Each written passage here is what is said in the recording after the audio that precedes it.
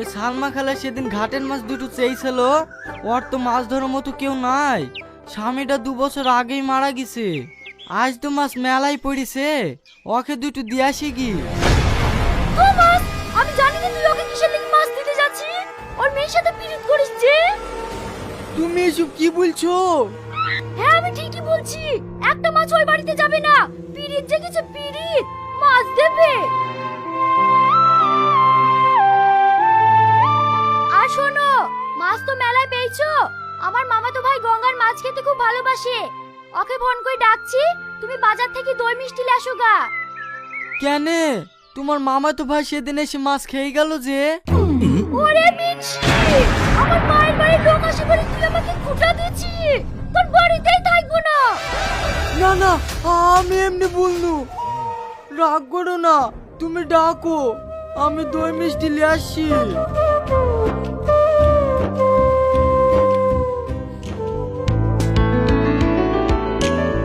তুমি চলে এসো। আচ্ছা, তুমি আমাকে চিনতে পারো কিভাবে বলো তো? তুমিই তো আমার জান। তোমার ছোঁয়া আমি চিনতে পারবো না? তোমার স্বামী কোথায় গেছে? তুমি আসবা বলি বাজার থেকে দই মিষ্টি নিয়ে আসি, ওকে মাঠে পাঠিয়ে দিয়েছি। এখন আর বাড়িতে কেউ নাই, শুধু তুমি আর আমি।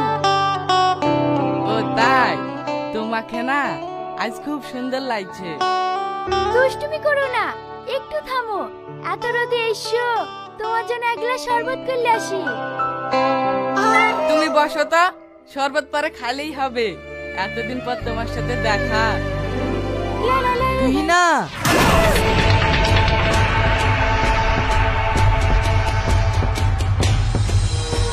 কি ব্যাপার তুমি? এত তাড়াতাড়ি মাঠ থেকে চলে আসলি? শরীরটা খুব খারাপ করছে, গরমে কাজ করতে পারছি নি। এক গ্লাস ঠান্ডা পানি লেসি দাও না। আমি পারবো না, ঘরে ক্লিয়ার গ্লাস আছে, যত পারবা ঢেলে খাও গা। যত সব, মাঠে গিয়ে একটু কাজ করতে পারে না, বারিশের লিগে ছটফট ছটফট করে। যাও কি গা ধুলাও গা, মামা তো ভাই চলে এসে একসাথে খেতে দেবো।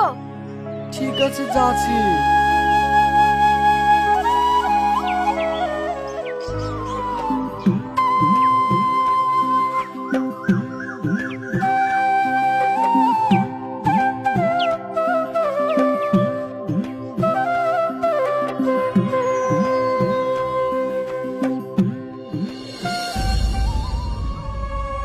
আমাকে এক পিস জিওল মাছ দাও। তুমি তো প্রতিদিনই খাও, আজকে আমার ভাই খাক।